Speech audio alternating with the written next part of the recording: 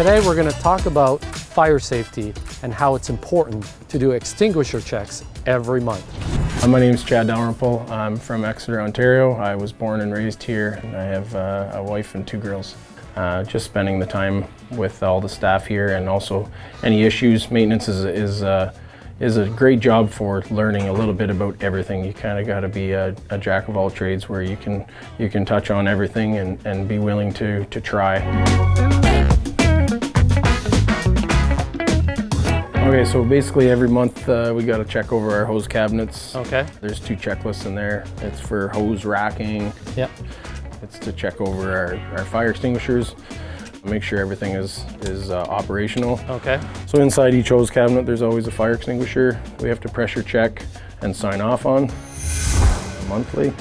Obviously have to be ABC fire extinguishers, which is good for all combustible materials. Our staff are trained on these yearly, but checks for the month is a pressure check. Yep. There's a little green indicator that you want to make sure that the dial is pointing to that. If it was not, I'd remove it because it's probably not operational, and we can either get those recharged.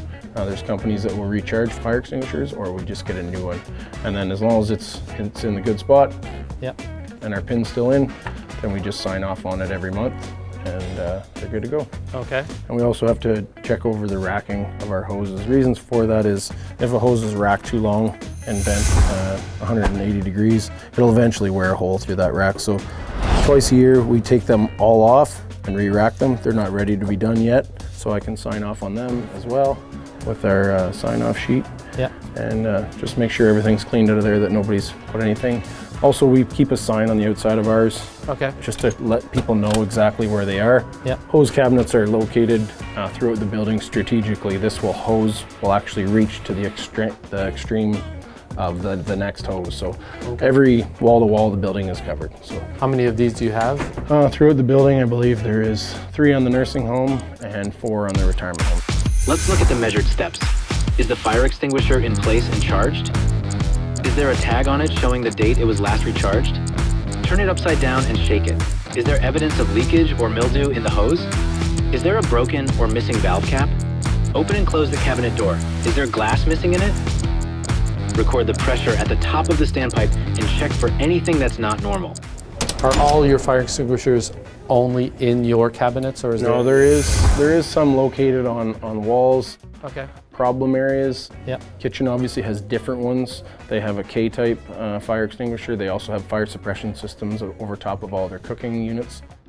So there's different ones throughout the building, but any resident area, it's always an ABC fire extinguisher, which is suited for any fires in this area. So yep, our girls are also, and guys are also trained on how to use them in the case of a small fire. Never used to be the case, but now fire yep, prevention is asking us, if we find a small fire, that we put it out ourselves, yep, to try and alleviate that getting any bigger. So it's a safety feature that I am strongly for. I'm not a fireman myself, but I think there is small things that we can deal with absolutely before they grow into a bigger problem, especially with vulnerable people that we have here. Okay.